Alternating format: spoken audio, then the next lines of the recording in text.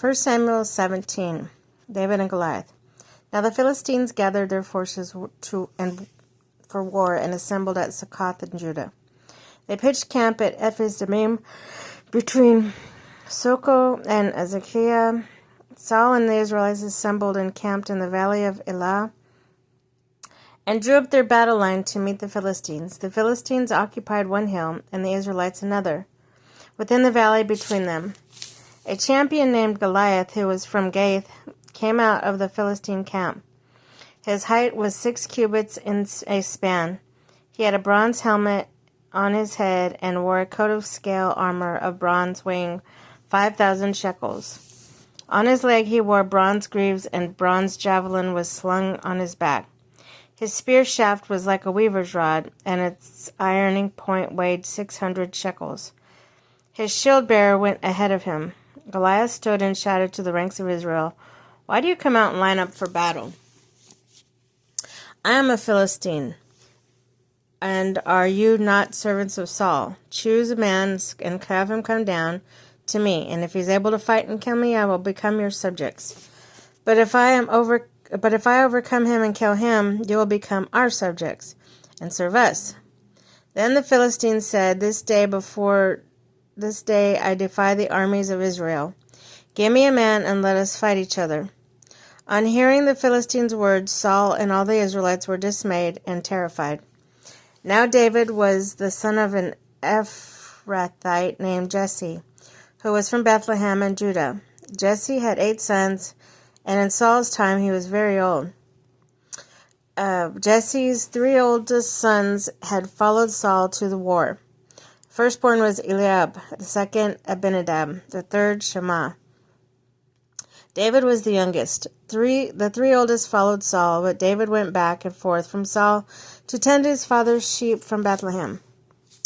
For 40 days the Philistine came forward every morning and evening and shook his stand. Now, Jesse said to his son David, "Take this seppah of roasted grain, these 10 loaves of bread for your brothers, and hurry to their camp. Take along these 10 cheese to the commander of their unit.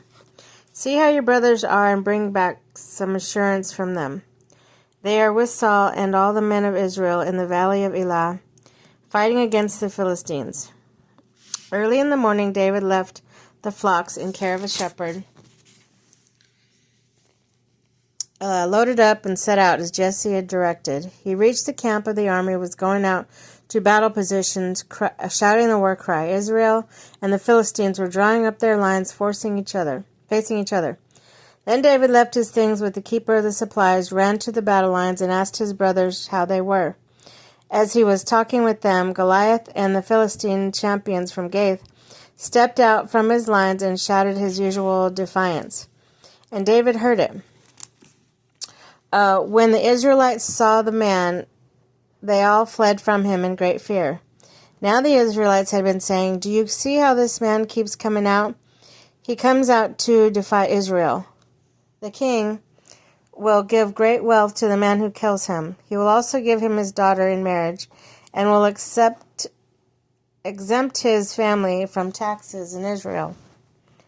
David asked the men standing near him, "What will be done to the man who kills Philistine and removes this disgrace from Israel? Who is this uncircumcised Philistine that he should defy the armies of the living God?"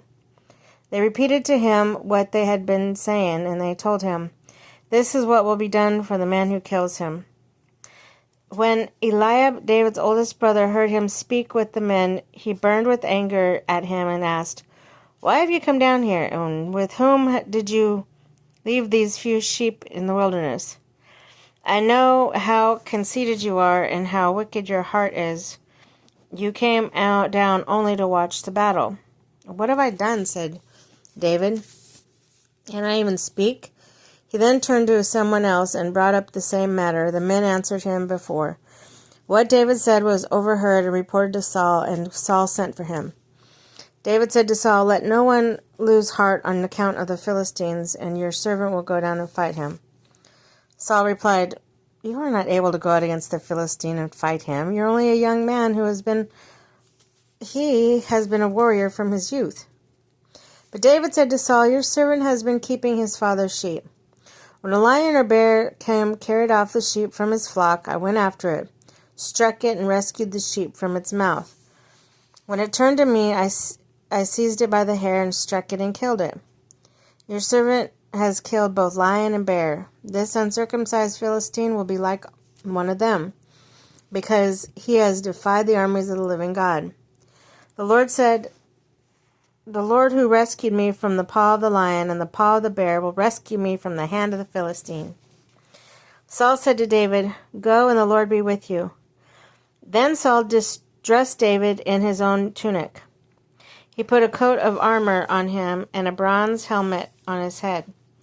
David fastened on his sword over the tunic and tried walking around because he was not used to them.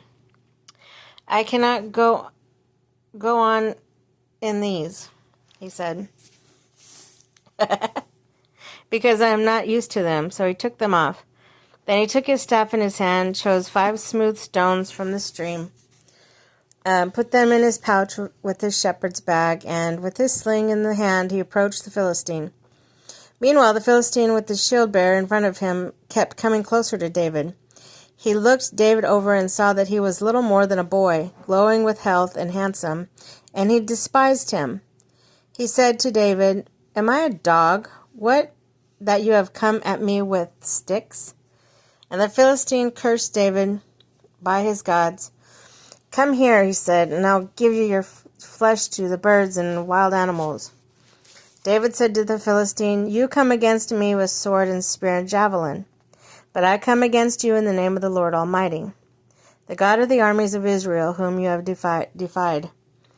This day the Lord will deliver you into my hands, and I will strike you down and cut off your head. This very day I will give the carcass of the Philistine army to the birds and the wild animals, and the whole world will know that there is a God in Israel. All those gathered here will know that it is not by sword or spear that the Lord saves. For the battle is the Lord's, and he will give all of you into our hands."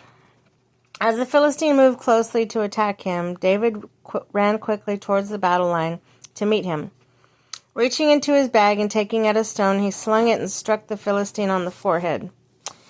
The stone sank into his forehead, and he fell face down on the ground. So David triumphed over a Philistine with a sling and a stone.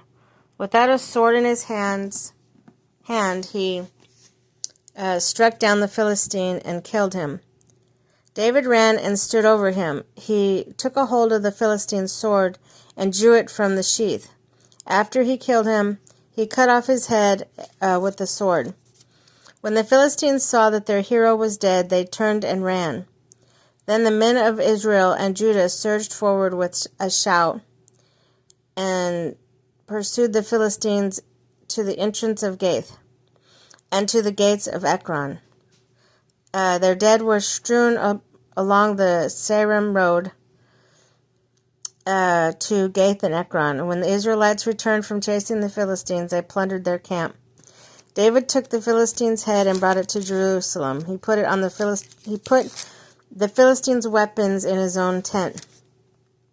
As Saul watched David going out to meet the Philistines, he said to Abner, commander of the army, "Abner, whose son is that young man?" Abner replied, "As surely as you live, your majesty, I don't know." The king said, "Find out who this young man is."